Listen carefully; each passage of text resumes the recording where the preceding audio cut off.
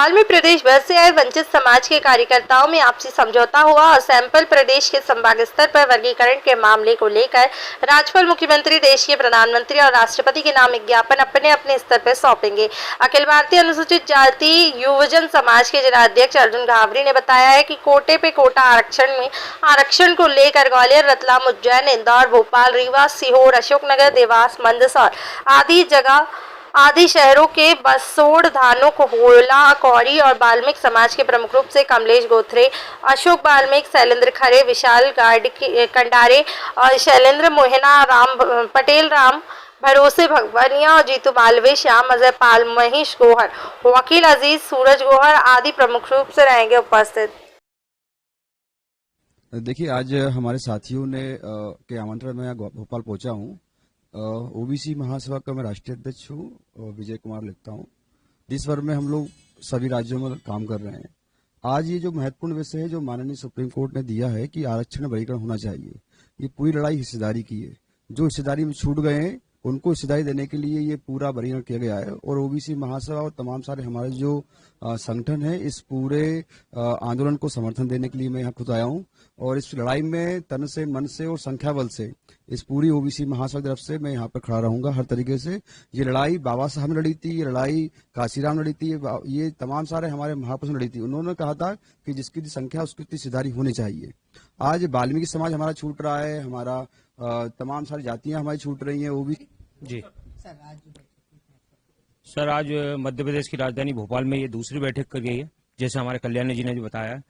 वंचित समाज को वो अधिकार मिले जिससे वो वंचित रही है, इसीलिए इस मोर्चे का नाम वंचित रखा गया। और तमाम ऐसी जो जातियां हैं जिन्होंने आज तक आरक्षण का कभी लाभ नहीं मिला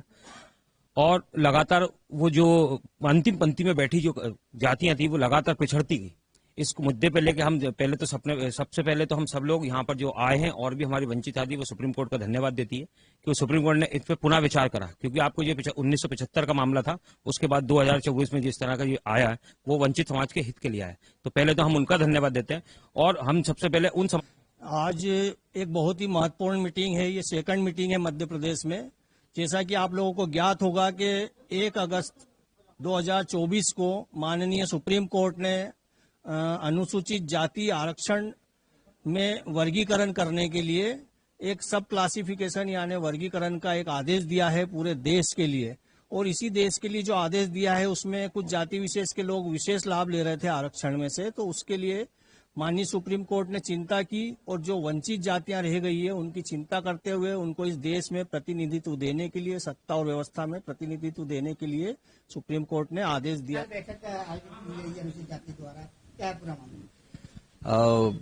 देश में एक जो माहौल चल रहा है, कोटे में कोटा, वंचित समाज को जो दिए जाने वाला मामला है, हम सुप्रीम कोर्ट के आभारी हैं कि सुप्रीम कोर्ट के जो 7 न्यायाधीश हैं उनमें से 6 ने हमारे पक्ष में एक फैसला लिया है। और उस फैसले की एक अहम बैठक जो है 17 अगस्त को हमने पूरे प्रदेश के लोगों को उज्जैन में बुलाया था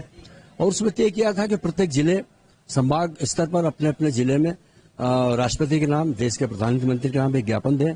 और ये लागू कराएं कि हम पर जो एक आरक्षण देने का जो मुद्दा सुप्रीम कोर्ट ने किया है उसको विधानसभा में भी मतलब स्वीकार करना चाहिए। इस वाले मामले को लेकर के आज फिर प्रदेश के हमारे जाबाज लीडर जो हैं, रीवा से आए हैं, उज्जैन से आए हैं, रतलाम से आए हैं, भोपाल के भी हैं, तमाम सारे लोग यहाँ आकर के उस विषय पर अपनी चर्चा करने के लिए बैठे हैं और एक अहम फैसला उसमें हम ये लेंगे कि हमारा जो एक वर्गीकरण होने वाला है उसमें जो हमारी जो छोटी समाज है, चाहे वो धानुक समाज हो, कोरी समाज हो, कोली समाज हो, हेला समाज हो और वाल्मीकि समाज के लोग हो, उन लोगों को हमने उनकी याद दिलाने के लिए हमने एक पर्चा भी निकाला है। उस पर्चे में हमने समझाने की कोशिश की है कि हमको आर्थिक लाभ क्या होने वाला है, शैक्षणिक लाभ क्या होने वाला है और राजनीतिक लाभ क्या होने वाला है, इस बात को हमने उसमें बताया है। महेश गोहर, अखिल भारतीय अनुसूचित जाति युवजन समाज के राष्ट्रीय कार्यवाहक अध्यक्ष।